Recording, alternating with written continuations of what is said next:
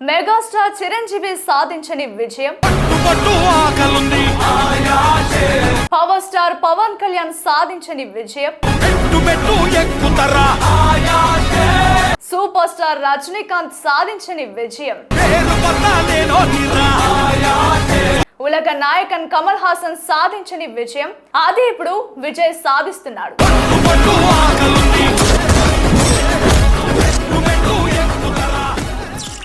రాజకీయాలంటే దశాబ్దాల అనుభవం కావాలి, తలపండిన నాయకులు కావాలి, కుల మత సమీకరణాలు తెలియాలి.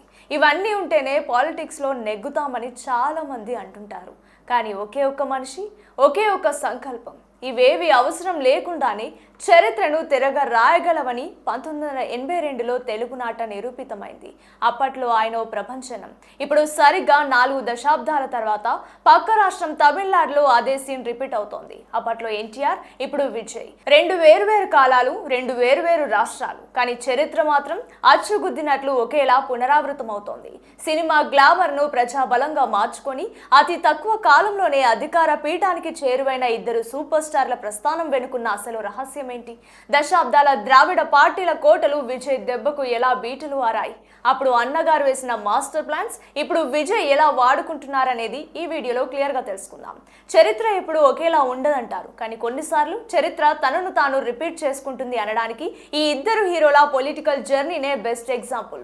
2024, 2026 తమిళనాడు దశాబ్దాలుగా డిఎంకే, ఏఐడిఎంకే అనే 2 ద్రావిడ పార్టీల చేతుల్లోనే బందీ అయిన తమిళ రాజకీయాలు ఇంకో 3వ పార్టీకి అక్కడ స్థానమే లేదని అందరూ ఫిక్స్ అయిపోయిన టైం. కరెక్ట్ గా ఆ టైంలో 2024 ఫిబ్రవరిలో తమిళగ వెట్రకజకం పార్టీని ప్రకటించారు దళపతి విజయ్. తమిళుల సంక్షేమమే నా లక్ష్యం అంటూ ఆయన అడుగుపెట్టారు. అప్పట్లో ఎన్టీఆర్ గారికి 9 నెలల టైం పడితే విజయ్ కి సుమారు 2 ఏళ్ల సమయం పట్టింది. కానీ రిజల్ట్ మాత్రం సేమ్ టు సేమ్. ప్రస్తుత ట్రెండ్స్ అండ్ సర్వేల ప్రకారం విజయ్ పార్టీ ఏకంగా 100కు పైగా సీట్లు సాధించి దశాబ్దాల డిఎంకే, ఏఐడిఎంకే ద్వైపాక్షిక పోరుకు ముగింపు పలకబోతుందని విశ్లేషకులు చెప్తున్నారు. ఇది మామూలు విషయం కాదు. ఒక కొత్త పార్టీ పెట్టి మొదటి ఎన్నికల్లోనే ఇంత పెద్ద సక్సెస్ సాధించడం అంటే సాక్షాత్తు ఎంజీఆర్, కరుణానిధి, జయలలిత లాంటి ఉదండులు ఏలిన గడ్డ మీద అసాధ్యాన్ని సుసాధ్యం చేయడమే. అయితే ఇక్కడ మనం గమనించాల్సిన ఎన్నో ఆశ్చర్యకరమైన పోలికలున్నాయి. ఆ పోలికలే ఇప్పుడు దేశవ్యాప్తంగా చర్చనీయాంశంగా మారాయి. పోలిక నెంబర్ 1, సోలో ఫైట్. అప్పట్లో కాంగ్రెస్ ని ఢీకొట్టడానికి ఎన్టీఆర్ ఏ ప్రధాన పార్టీతోనూ పొత్తు పెట్టుకోలేదు. చైతన్య రథంపై ఒంటరిగానే సింహంలా కదిలారు. ఇప్పుడు విజయ్ కూడా ఏ ప్రధాన కూటమితో కలవకుండా తన సొంత బలంపైనే ఎన్నికల బరిలోకి దిగి సత్తా చాటుతున్నారు. నా బలం నా ప్రజలే అని ఇద్దరు నమ్మారు. పోలిక నెంబర్ 2, ఓట్ బ్యాంక్. అన్నగారికి అప్పట్లో మహిళా ఓటర్లు బ్రహ్మరథం పట్టారు. ఆయన సభలకు మహిళలు హారతులు పట్టి స్వాగతం పలికేవారు. ఇప్పుడు విజయ్ వెనుక కూడా యువత, దానికి తోడు మహిళా శక్తి కొండంత అండగా నిలిచింది. పోలిక నెంబర్ 3, విసుగు చెందిన ప్రజలు. అప్పట్లో కాంగ్రెస్ నాయకుల స్వార్థపూరిత పాలనపై విసుగు చెందిన తెలుగు ప్రజలు ఒక మార్పు కోసం చూస్తున్నప్పుడు ఎన్టీఆర్ దేవుడిలా కనిపించారు. ఇప్పుడు తమిళనాట దశాబ్దాలుగా 2 ద్రావిడ పార్టీల అవినీతి, కుటుంబ పాలనతో విసిగిపోయిన ప్రజలు ఒక బలమైన నిజాయితీ గల నాయకుడి మార్పును ఆశిస్తూ విజయ్ ని హక్కున చేర్చుకుంటున్నారు. పోలిక నెంబర్ 4, అసెంబ్లీ స్థానాలు. ఎన్టీఆర్ అప్పట్లో 2 చోట్ల పోటీ చేశారు. రాయలసీమ నుంచి తిరుపతి, కోస్తా నుంచి తన సొంత ఊరు గుడివాడ. 2 చోట్ల ప్రపంచనమే. ఇప్పుడు దళపతి విజయ్ కూడా సేమ్ స్ట్రాటజీ ప్లే చేస్తున్నారు. నార్త్ తమిళనాడు కవర్ చేయడానికి చెన్నైలోని పేరంబూర్, అలాగే సెంట్రల్ తమిళనాడు కవర్ చేయడానికి తిరుచి ఈస్ట్ నుంచి పోటీ చేసి అదే మ్యాజిక్ రిపీట్ చేస్తున్నారు. పోలిక నెంబర్ 5, విమర్శకుల నోళ్లు మోయించడం. సినిమాలో మేకప్ వేసుకుని డైలాగులు చెప్పినంత ఈజీ కాదు రాజకీయాలు. కనీసం వార్డు మెంబర్ గా కూడా గెలవలేరని ఇద్దరిపైన విమర్శలు వచ్చాయి. అప్పుడు ఎన్టీఆర్ ఆ విమర్శకుల నోళ్లు తన ప్రభంజనంతో మోయించారు. ఇప్పుడు విజయ్ తన సభలకు వస్తున్న సునామీ లాంటి జన సందోహంతో రాబోయే ఫలితాలతో నిరూపిస్తున్నారు. రాజకీయాల్లో నాయకుడి ఇమేజ్ ఎంత ముఖ్యమో వారు ప్రజలకిచ్చే భరోసా కూడా అంతే ముఖ్యం. అప్పట్లో ఎన్టీఆర్ ప్రవేశపెట్టిన ₹2 కిలో బియ్యం పథకం దేశ రాజకీయాల్లోనే ఒక సంచలనం. పేదవాడి ఆకలి తీర్చిన ఒక్క పథకం ఎన్టీఆర్ ను పేదల గుండెల్లో దేవుడిగా నిలబెట్టింది. దానికి తోడు పటేల్, పట్వారీ వ్యవస్థ రద్దు లాంటి విప్లవాత్మక నిర్ణయాలు తీసుకున్నారు. ఇప్పుడు విజయ్ కూడా కేవలం సినిమా గ్లామర్ మీద ఆధారపడకుండా తన మేనిఫెస్టోలో ప్రజల నాడి పట్టుకునే వినూత్న హామీలు ప్రకటించారు. ఆ హామీలు తమిళనాట మారుమూల గ్రామాల్లోకి కూడా బలంగా వెళ్లాయి. పేదరిక నిర్మూలన, ఉచిత విద్య, వైద్యం, అలాగే ద్రావిడ ఐడియాలజీని గౌరవిస్తూనే అవినీతి రహిత పాలన అందిస్తానని చెప్పడం తమిళ తంబి గంభీరను విపరీతంగా ఆకట్టుకుంది. ఒకసారి ఫ్లాష్ బ్యాక్ లోకి వెళ్దాం. తమిళనాడు పాలిటిక్స్ ఒకప్పుడు ఇదొక కన్సర్వేటివ్ స్టేట్. అంటే కొత్త వాళ్ళను, కొత్త పార్టీలను అంత త్వరగా నమ్మరు. దశాబ్దాలుగా అక్కడ డిఎంకే, అన్నా డిఎంకే అనే రెండు ద్రావిడ పార్టీలదే ఆధిపత్యం. ఎవరొచ్చినా వీళ్ళ తర్వాతే. కానీ ఆ చరిత్రను తిరగరాసే సత్తా సినిమాల్లోంచి వచ్చిన వాళ్ళకే ఉంటుందని గతం చాలా సార్లు రుజువు చేసింది. 1972కి ముందు డిఎంకే పార్టీలదే తిరుగులేని ఆధిపత్యం. కానీ ఆ పార్టీకి ఆ పిల్లర్ లాంటి వాడు, ప్రజల నాడి తెలిసిన ఒక సూపర్ స్టార్ ఆ పార్టీలోంచి బయటకొచ్చాడు. ఆయనే డాక్టర్ ఎంజి రామచంద్రన్. మనందరికీ తెలిసిన ఎంజీఆర్ 1972లో డిఎంకే నుంచి బయటకొచ్చి అన్నా డిఎంకే పార్టీని స్థాపించాడు. ఆయన ప్రజలతో మమేకమైన విధానం, ఆయన భాష, ఆయన సినిమాల ద్వారా ఇచ్చిన సందేశాలు ప్రజలను ఎమోషనల్ గా కనెక్ట్ చేశాయి. ముఖ్యంగా మహిళలు, పేదలు ఆయనను దేవుళ్లా కొలిచారు. ఆ తర్వాత జయలలిత కూడా అదే లెగసీని కంటిన్యూ చేసి తమిళనాట సుదీర్ఘకాలం పాలన సాగించారు.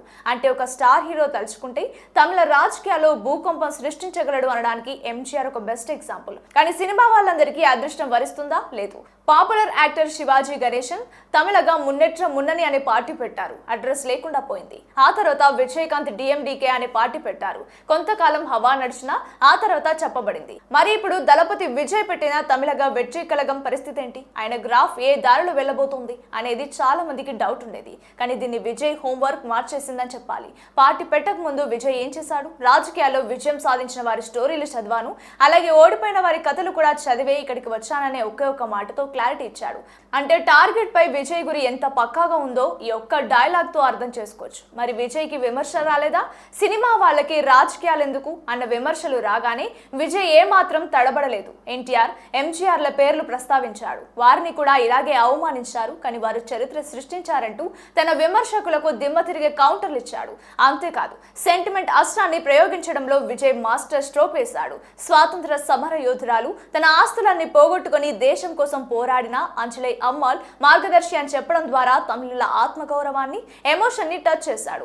అభ్యుదయ భావాలున్న నాయకుడిగా తనను తాను ప్రొజెక్ట్ చేసుకున్నాడు. చాలా హుందాగా, సాఫ్ట్ గా మాట్లాడుతూనే జనాల మనసులో చోటు సంపాదించుకున్నాడు. ప్రజలు కూడా కొత్త తరహా రాజకీయాలను కోరుకుంటున్నారు. విద్య, మహిళల భద్రత, ఆరోగ్య సంరక్షణ, స్వచ్ఛత వంటి ప్రాథమిక వనరులపై విజయ్ పెట్టిన ఫోకస్ వర్కౌట్ అయింది. ముఖ్యంగా మహిళలు, వృద్ధులు, పిల్లల రక్షణ కోసం ఆయన ప్రకటించిన సంస్కరణలు ఓటర్లపై బ్రహ్మాస్త్రంలా పనిచేశాయి. అయితే విజయ్ జర్నీలో కీలక పాత్ర పోషించింది మాత్రం త్రిష అనే చెప్పాలి.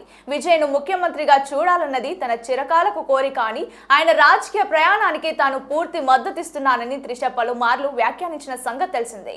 విజయ్ రాజకీయ కళ నెరవేరుతుందని, ఆ పదవికి ఆయన పూర్తిగా అర్హుడని ఆశాభావం వ్యక్తం చేశారు. అయితే కేవలం మద్దతు ఇవ్వడమే కాకుండా త్రిష కూడా ప్రత్యక్ష రాజకీయాల్లోకి అడుగుపెట్టే అవకాశం ఉందని ఊహాగానాలు బలంగా వినిపించాయి. దాదాపు 15 ఏళ్ల క్రితమే ఓ మీడియాతో మాట్లాడుతూ తనకు సీఎం కావాలని ఉందంటూ ఆమె చెప్పిన వీడియో కూడా ఇటీవల తెగ వైరల్ అయింది. ఇప్పుడు విజయ్ పథంలో ఉండడంతో ఆమె రాజకీయ రంగ ప్రవేశం ఖాయమనే సంకేతాలు అందుతున్నాయి. విజయ్ దూసుకుపోవడం అనేది కేవలం ఒక వ్యక్తి గెలుపు కాదు, అది తమిళ ప్రజల మార్పు కోసం వేసిన అడుగు. ఈ విజయం భవిష్యత్తులో దేశ రాజకీయాల్లో కూడా ఒక ప్రకంపన సృష్టించే అవకాశం ఉంది. దళపతి నుండి నాయకుడిగా మారిన విజయ్ గెలుపు తర్వాత ప్రజలకిచ్చిన హామీలను ఏ మేరకు నెరవేరుస్తారా అన్నది ఇప్పుడు సర్వత్రా ఆసక్తికరంగా మారింది.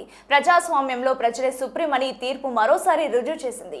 కాగా విజయ్ ఎన్నికల మేనిఫెస్టో చూస్తే గృహిణులకు ఆర్థిక సాయం, కుటుంబ యజమాని అయిన మహిళలకు నెలకు 2500 రూపాయల ఆర్థిక సాయం, ఉచిత గ్యాస్ సిలిండర్లు, ప్రతి కుటుంబానికి ఏటా 6 ఉచిత ఎల్పీజీ సిలిండర్లు, ఉచిత విద్యుత్, గృహ వినియోగదారులకు 200 యూనిట్ల వరకు ఉచిత విద్యుత్, మహిళలకు వివాహ సహాయం, పేద మహిళల వివాహానికి 1 సవరన్ అంటే 8 గ్రాముల బంగారం, పట్టుచీర, విద్యార్థులకు సాయం, 1 నుంచి 12 తరగతుల విద్యార్థుల తల్లులకు ఏటా 15,000 రూపాయల ఆర్థిక సాయం, విద్యార్థులకు ఎలాంటి హామీ లేకుండా 20 లక్షల రూపాయల వరకు విద్యా రుణాలు, నిరుద్యోగ భృతి, ఉద్యోగం లేని డిగ్రీ హోల్డర్లకు నెలకు 4,000 రూపాయలు, డిప్లొమా హోల్డర్లకు 2,000 రూపాయల ఆర్థిక సాయం, మహిళల భద్రత, రవాణా మహిళలకు ఉచిత బస్సు ప్రయాణం, ఆరోగ్యం, కుటుంబానికి 25 లక్షల రూపాయల వరకు ఉచిత ఆరోగ్య బీమా, వ్యవసాయం, 5 ఎకరాలలోపు భూమి ఉన్న రైతులకు కోఆపరేటివ్ పంట రుణాల మాఫీ, వారి క్వింటాల్కు 3,500 కనీస మద్దతు ధర, యువ పారిశ్రామికవేత్తలకు 25 లక్షల రూపాయల వరకు ఎలాంటి హామీ లేని రుణాలు,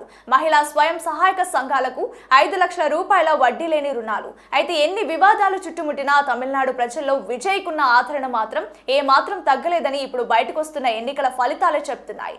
ఆయన స్థాపించిన తమిళగ వెట్రి కజకం పార్టీకి ప్రజల నుంచి మంచి స్పందన వస్తోంది.